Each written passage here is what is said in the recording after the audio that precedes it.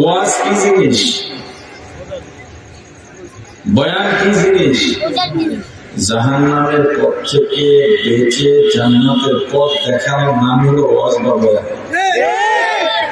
দুনিয়া থেকে দুনিয়ার মধ্যে চলবো, চলার পরেও দুনিয়া থেকে মুক্ত থেকে আমি পরকালের দিকে ধাবমান হওয়ার যে নির্দেশনা, জাহান্নাম থেকে মুক্তি এবং জান্নাতের পথে অগ্রসর হওয়া, সিরাতে মুস্তাকিমের কথা বলার নামই ওয়াজ বা বয়ান। এটা সুর দিয়ে বললো ওয়াজ, বিনা সুরে বললো ওয়াজ, দাঁড়াইয়া বললো ওয়াজ, বসে বললো ওয়াজ, দ্রুত বললো ওয়াজ, রাগে বললো ওয়াজ।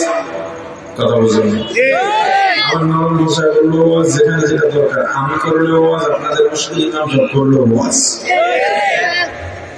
এই আগে ওয়াজটাকে রিয়েলাইজ করেন যে আমি আসলে আমি বয়ান শুনবো কিনা। বয়ান শুনলে সুর, এখানে ফ্যাক্ট না, এটা কোনো বড় কিছু না। এখানে মেজবা সাহেবকে আসতে হবে, বিষয়টা এমন নয়। অভ্যাস করেন, অভ্যস্ত হন। সামনে থেকে আমরা এই বগা ফেরির ওপর থেকে কোনো আলেম আনার দরকার নেই। এই এলাকার বিরুদ্ধে আমরা দিনই কথা শুনবো। একটা দিন আমরা সুযোগ করবো, সবাই এক জায়গায় হবো, আমাদের সব হুজুরের দিনই কথা শোনাবে। প্রত্যেক মাসে মসজিদে মসজিদে মাসিক হালকা করে, ইস্তেমা করে, ইসলামী মাহফিল করে। ওখানে সবাই জড়ো হন। এশারের নামাজের পরে কিছু আমলের ট্রেনিং হোক। যারা কোরআন জানেন না, কোরআন আপনাকে শিখতেই হবে, উপায় নেই। এই জিনিসটা ভালো করে শোনেন, কোরআন আপনাকে শেখাই লাগবে। কোরআন শুদ্ধ নাই, আপনার কিছু নেই, কিচ্ছু নেই। আপনি যে হন কিচ্ছু নেই, কোরআন শুদ্ধ করে শেখাই লাগবে। যারা বলে আল্লাহ তো দেখেন, আল্লাহ খারাপ তো ভাই, আল্লাহ তো দেখবেন তাদেরকে যারা কোরআন শুদ্ধ করে পড়ছে, এরপরেও হক আদায় হয় না। এদেরকে আল্লাহ দেখবে, হক যেহেতু আদায় হয় না, যা করে মাফ করবো। আপনি কোরআন জানেনই না, আপনি পড়ে নিয়েছেন দুনিয়ার জন্য, অথচ দুনিয়ার কেউ আমার আপন না। মা বাবা সবচেয়ে বড় শত্রু, স্ত্রী সন্তান আরো বড় শত্রু। আপনার রুগী কিয়ামতের ময়দানে বলবে আমার বিয়েই হয়নি। আপনার মা বলবে তোরেও চিনি না, তোর বাপেরও চিনি না। এই দুনিয়ায় কত বছর বাঁচবেন? মা বাবা স্ত্রী সন্তানের সাথে আপনার পরিচয় কত বছরের? মারা যাবেন, এই সম্পর্ক শেষ। রক্ত পানি করা, ঘাম ঝরানো, শ্রম দিয়া যেই কামাই করছেন, কপাল পর আমরা নিজেও কামে লাগাইতে পারেন না, পরকালেও নিয়ে যেতে পারেন না, সব আইসে যান। আপনি মারা যাওয়ার পরে তারা আপনার খবর নেয় না, তাদের জন্য। এই জায়গার মধ্যে 5 বছর 10 বছর হয়েছে, বাবা মারা গেছে, মা মারা গেছে, এমন লোক আছেন না? কোন সন্তানরা আছেন আমাকে বলতে পারেন যে হুজুর আমার বাবা মারা যাওয়ার পরে, যেদিন মারা গেছে তার পরদিন থেকে প্রতিদিন দুপুরে যেমন আমি ভাত খাই, এটা খাওয়াই লাগে, রাতে আমি খাই, খাওয়াই লাগে, সকালে খাই, খাওয়াই লাগে, আবার 11টা 12টার দিকে নাস্তা করা লাগে, আবার বিকেলে সন্ধ্যার দিকে নাস্তা করা লাগে, এর মাঝে মাঝে চা পান তো আছেই। এইরকম আমি বাবার জন্য প্রতিদিন একটা টাইম ঠিক করছি, 2 ঘন্টা। এই 2 ঘন্টা বাবার জন্য কাম দিই, এই 2 ঘন্টা আর কোনো কাম করি না, বাবার জন্য কাম দিই, দোয়া করি। আর বাবার জন্য আমার কামাই থেকে প্রতিদিন আমি 100 টাকা কামাই হলে আমি 20 টাকা আমার বাবার নামে দান করি। এমন কোনো সন্তান আছে? কথা বলে আপনার সন্তান আপনার জন্য কামবে, আপনি এই আশা করেন কিভাবে? কিভাবে করেন আপনি? আমি খুব তাৎক্ষিক গভীর ইলমি বয়ান করতে আসি না, অত বড় আলেম আমি না। আমি আসছি আপনার ঘুমন্ত বিবেককে জাগ্রত করতে, আমি আসছি আপনার চেতনাকে নাড়া দিতে। শুধু আপনি বোঝেন আমার কি করা দরকার, আসলে আমি কোথায় ছিলাম, কোথায় যাদের জন্য আমি পাগল, বা যারা আমার চারদিকে জড়িয়ে আছে পৃষ্ঠে পৃষ্ঠে, এরা আসলে কারা, এরা আসলে কে? সন্তানের জন্য জীবন দিতেই তো হবে। এরপরে এটা মাথায় রাখতে হবে, ওরা আমার কেউ না, আমার কামাই, আমার কামাই আমি সঙ্গে নিয়ে যাব না, এটা হতে পারে না। সম্পদ কি সাথে নেওয়া যায়? আরে যায় নিয়ে কায়দা জানলে যায়। ডাক্তারের সিরিয়াল 100 নম্বর, এতে তো 3 দিন পরে আবার সিরিয়াল আসবে। কায়দা জানো 1 নম্বরে যাইও খারাপ যায়। কথা বলো দুনিয়ার সম্পদ তো পরকালে যাইবে না, কায়দা জানলে সব লগে যাওয়া যায়। আমরা হলাম বোকা। গত 2 বছর আগে নরসিংদীর এক ভদ্রলোক ব্যাংকার, 2টা ছেলে। আপনারা দেখছেন এটা তখন পুরা বাংলাদেশে ভাইরাল একটা টপিক ছিল। বাবা মারা গেলেন, ঢাকায় 6তলা বাড়ি, নরসিংদীতে বাড়ি, নরসিংদীতেও একটা বাড়ি। ব্যাংকের সমান 1 কোটি টাকা তার ডিপোজিট করা আছে, নগদ আছে, ক্যাশ ব্যাংকে ব্যালেন্স। লোকটা মারা গেলেন, নিচতলায় বাবা আছে, একদিন পার হয়ে গেছে, কাপড় দিয়ে ঢাকা, দাফন কাপড়ের খবর নাই। ব্যাংকে 1 কোটি, ঢাকায় 6তলা বাড়ি, নরসিংদীতে বিল্ডিং বাড়ি, 2 সন্তান 4 তলায় বসে তর্ক করতেছে সম্পদ কে কতটুক নেবে। এলাকার ছেলেরা মানবিক কিছু পোলাপান প্রত্যেক এলাকায় থাকে, কেউ অসহায় হইলে কিছু কালেকশন করে তার জন্য কিছু একটা করার চেষ্টা করে। ওই ছেলেরা চান্দা উঠাইয়া কোটি টাকার মালিক, ঢাকার বাড়ির মালিক, নরসিংদীর বাড়ির মালিক, ব্যাংকার, কোনো অভাব নাই যার। এই ছেলেরা রাস্তার থেকে মানুষের কাছে হাত বাড়াইয়া টাকা উঠাইয়া কাফনের কাফন কিনে জানাজা দিয়ে দাফন। আপনার শিক্ষার জন্য কি লাগবে? বললো আমার পোলাপান আমাদের পোলাপান যে কি ফেরেশতা বুঝি। এটা আলেম হন আর পীর হন, কোন পীর কেউ কোন পীরের সন্তানরা মনে রাখে না, শুধু নিজেদের ধান্দা করে। দুনিয়াতে একমাত্র ওই সন্তান আপনার সম্পদ যে সন্তান দিন শিখছে, কোরআন শিখছে, এরা সম্পদ। যেগুলো দিন জানে না, এই সন্তান তো আপনার উল্টো জাহান্নামে, এটা আপনার উল্টো গজব হয়ে আসছে মাথার উপরে। এই দায়টা তো আপনার, এই দায়ভারও আপনি, এই দায় আপনি এড়াতে পারবেন না। অনেক কথা বলে ফেলেছি। মূল যে কথাটা, যে কারণে এই কথাগুলো বললাম, সেটা বলে যে আপনারা আসছেন, ওয়াজে আসছেন, অপেক্ষায় আছেন, হুজুরের সুর দেয় নাকি, টান দেয় নাকি, এই অপেক্ষায় আছেন সবাই যে বলেন না, তাহলে আমি সুর না দিলে কোনো সমস্যা আছে? এখন অনেক হুজুরকে আসলে সুর দিতে নেই।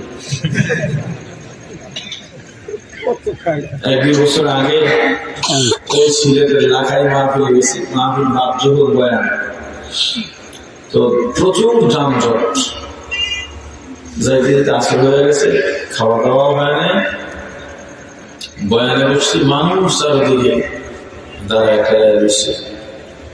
দিনে মাহফিল এখন ভালো হয় সব জায়গায়, মানুষ দূর থেকে আসতে পারে, অল্প সময় শেষ হয়ে যায়। এখন এদেরকে যতগুলি দূর পড়তে বলি পড়ে না, সুবহানাল্লাহ জায়গায় সুবহানাল্লাহ পড়ে না, ইয়ে তো বলি কাজ হয় না। আমি আর সুর দিলাম না, প্রায় মাগরিব পর্যন্ত 1.5 ঘন্টা বয়ান হলো,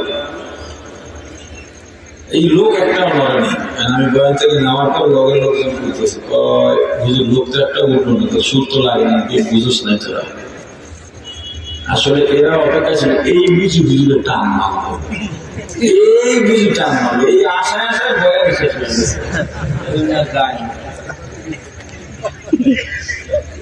সুর তো আল্লাহ হইলে হবে, না হইলে আমরা বয়ান শুনতে আসছি, ঠিক আছে? একমত সবাই? জোরে বলেন। এখন থেকে যত মাহফিলে যাবে সুরালা বক্তা আইতেছে, এটা শুনে যাইবেন না বয়ান, যে আসে আসুক বয়ান শুনতে যাবো। এলাকার আলেম হোক, ঢাকার আলেম হোক, দূরের আলেম হোক, কুয়াকাটার আলোচক হোক, এটা আমাদের কাছে আর কোনো ভেদাভেদ নেই। এই দেশ থেকে এই সিস্টেমের মাহফিলের সংস্কৃতি বন্ধ হওয়া উচিত, শুধুমাত্র এই মানুষগুলোকে ঠিক করার জন্য। এই মাহফিলের রিসুম বন্ধ করে মাসিক হালকা করা উচিত। এরপরে তবলিগের জোর হয় দেখছেন, কথা কথা ভাই, ওইভাবে মাহফিল হওয়া উচিত। কে আসবে না আসবে কেউ জানবে না, একটা ভিডিও কথা বলবে, আর ভিডিও কথা বলে যাবে, শ্রোতারা শুরু শুনতে যাবে। খালি সুর খোঁজন নিয়ে আবার পাট্টা পাট্টি মাহফিল, এক এলাকা আজকে যে এলাকায় কি মাহফিল চালাই ভালো, মানুষ যাইবে কোন কয় জায়গায়। হায় হায়, এবার আমি বলছিলাম যে আমার লোক যান,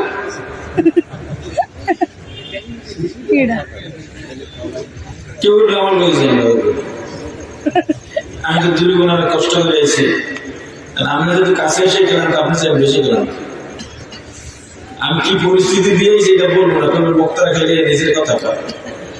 আজকে মাহফিলে আসা না, এরপরও আসছে। দাওয়াত নিলে এমন না, দাওয়াত নিছে, কিন্তু মানুষের সমস্যা থাকে না, এরপর আসছে। আমার সমস্যা ঠিকই হয়ে গেছে, আমি আশা, কিন্তু এরপর আমি উঠতে চাইবেন আমার ভয় ঠিক আছে, মানা যাবে না। যাওয়া বাইরে যাওয়া যেতে চাইছিলাম, যাওয়া যাবে না, মাঝখানে উঠতে হবে। হুজুরদের কখনো টেন্ডার বাজিতে দেখেছেন? জোরে চুরি, ডাকাতিতে, জবরদখলে, জমি দখল, দোকান দখল, বিডি দখল, কোথাও দেখেন নাই? সুদে, ঘুষে, এবার ঘুষে জবরদখল। চুরি যে করে, চুরির টাকা চোরের নিজের না পড়ে। ঘুষ যে খায়, ঘুষের টাকা ঘুষখোর নিজের না পড়ে। ডাকাতের টাকা ডাকাতের নিজের না পড়ে। জবরদখলবাজের টাকা নিজের না পড়ে। পরের টাকা খাইলো কারা? দোষটা দিলেন কাউরে? কি বুঝলেন না?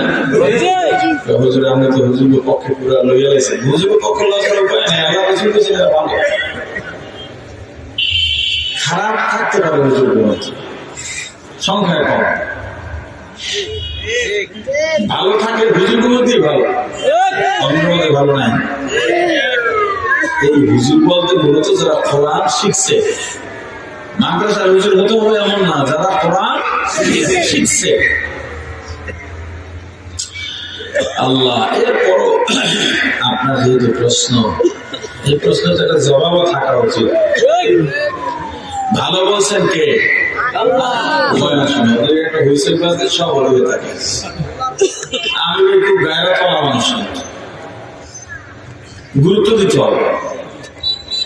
একটা হুইসেল বাজতে দিকে তাকাইছি, আমি এদের গুরুত্ব দিই, কি আসছে?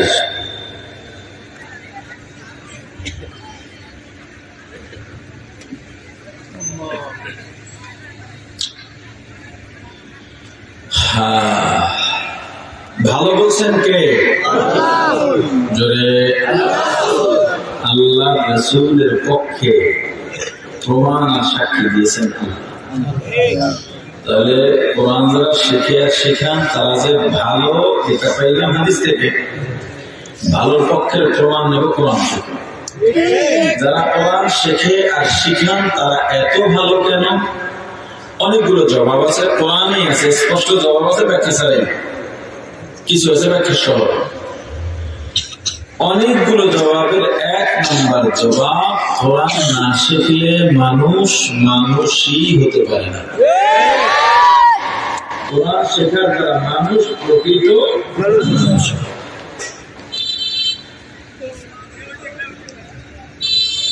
কোরআন বলার দাম কত? আমরা 3 ভাই, আমার বাপ অনেক কষ্ট করে মাদ্রাসায় পড়েছেন। আপনারা যত দুষ্ট না, 1000 এক জায়গায় করলে আমাদের একটা ভাই দুষ্টমি সমান হবে। খালি আমাদের বাপটা দেখে, এই বাপের ঘরে আল্লাহ দিচ্ছে দেখে লেখাপড়া করা আছে মাদ্রাসায়। এমন কোন তালবাহানা নেই, 3টা একটাও ছাড়ি নেই পড়ালেখা না পারবে। কিন্তু আমার বাপ কি কঠিন, আরে এক তো নামাজ না পড়লে খানা বন্ধ করে যাচ্ছে। চিন্তা করতে পারেন, মায় খানা দেবে ওরে কেমন করে আগে, মা আবার হেরো যে বাবা মায়া করি পড়ার জন্য জীবন দিয়ে দিল, কিন্তু এখন নামাজ পড়বি না, ভাত দিয়ে যাবে না দেখতে। সবাই এটা বলছে যে ওরা যে দুষ্টমি করছে, অন্য বাপের বলা মানে 100 ভাগের 1 ভাগ করলো আর মাদ্রাসা পড়ায় না, যে এত ধৈর্য হয় না। এই লেবুখালি তখন ফেলি ধরে লইয়েছে, পলাই গেছে মানুষের ধরে লইয়েছি। আর নেই ফিরে গেলে একটা মসজিদে ফরজ নামাজ জামাতে লগে লগে কারাইছে, রুকু তুলেছে, চিন্তা করছে আমার যে ইমান, ফরজ নামাজ চাইলে আমার ধরবে না, হ্যাঁ রুকুতে হারিয়ে দিতে পারছে।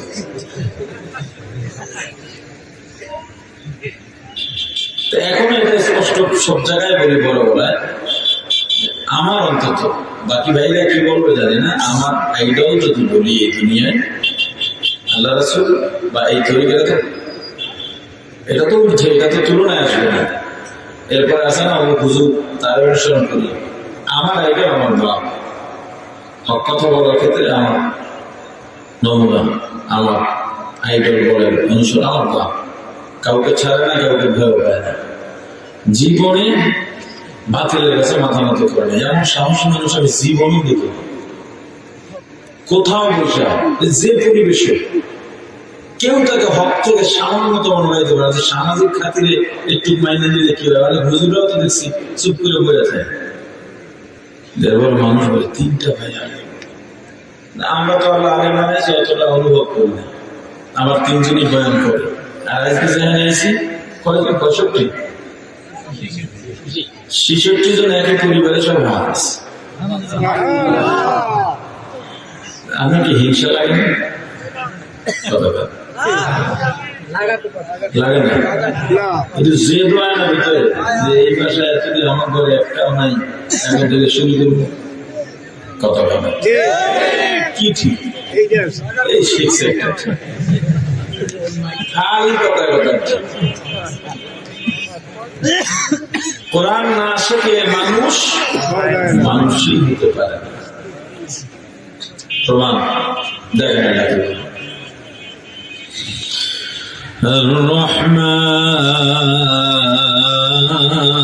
الرحمن علم القرآن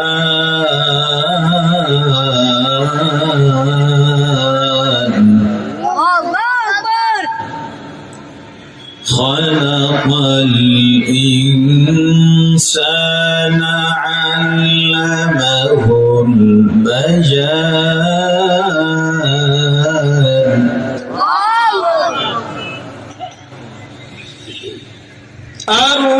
الرحمن علم القرآن خلق الإنسان علمه البيان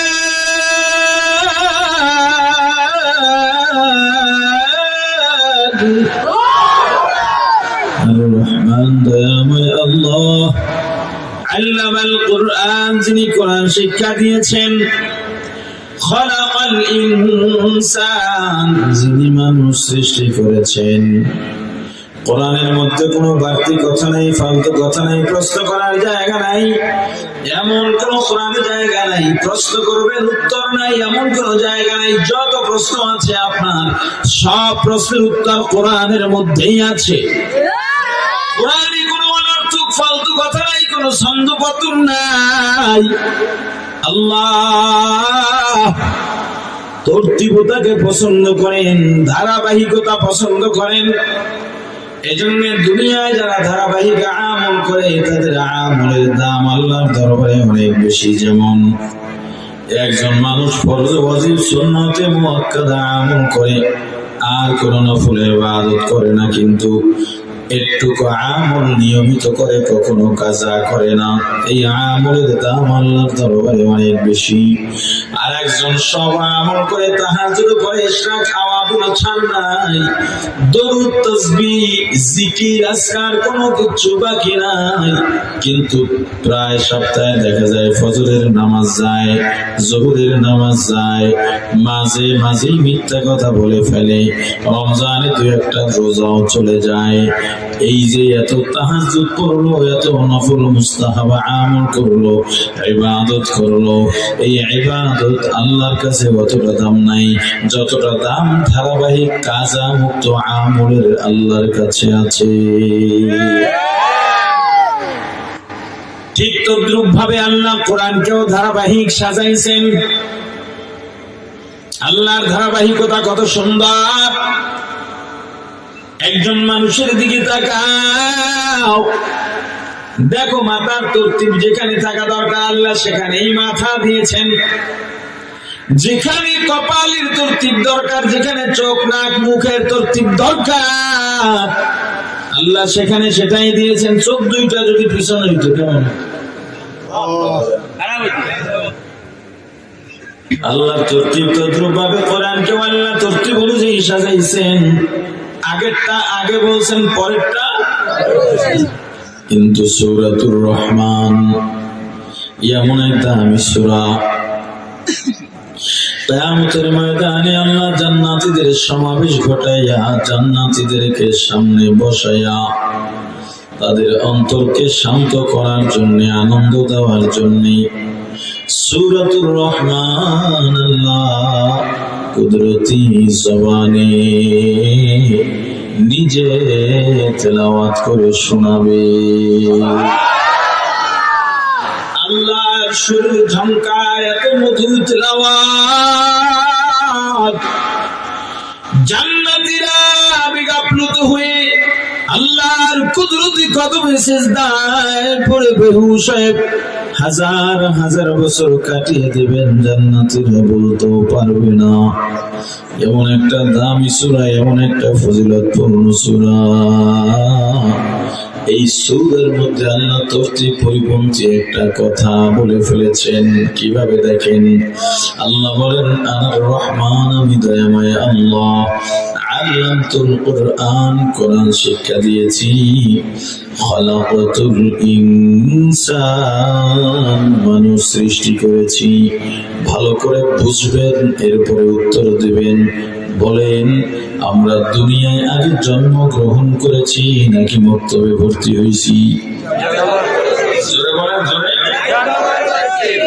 তার মানে আগে জন্ম, পরে শিক্ষা। কিন্তু আল্লাহ বললেন আর রহমান, এরপরে বললেন আল্লামাল কুরআন, যিনি কোরআন শিক্ষা দিয়েছেন। তারপরে বলছেন খলাকাল ইনসান, মানুষ সৃষ্টি করেছেন। আগে শিক্ষার কথা বললেন না জন্মের কথা? আর আমরা দুনিয়ায় আগে শিক্ষা গ্রহণ করলাম, উল্টো হচ্ছে না ঠিক হয়েছে? এই জায়গায় আমরা একটা সিরিয়াল ভুলে গেছিলেন, আরো ঐতিহ্য পারে, মাঝে মাঝে ভুল হইতে পারে না। কোরআন নিয়ে যদি কেউ সন্দেহ করে, ঈমান কিন্তু টঙ্গে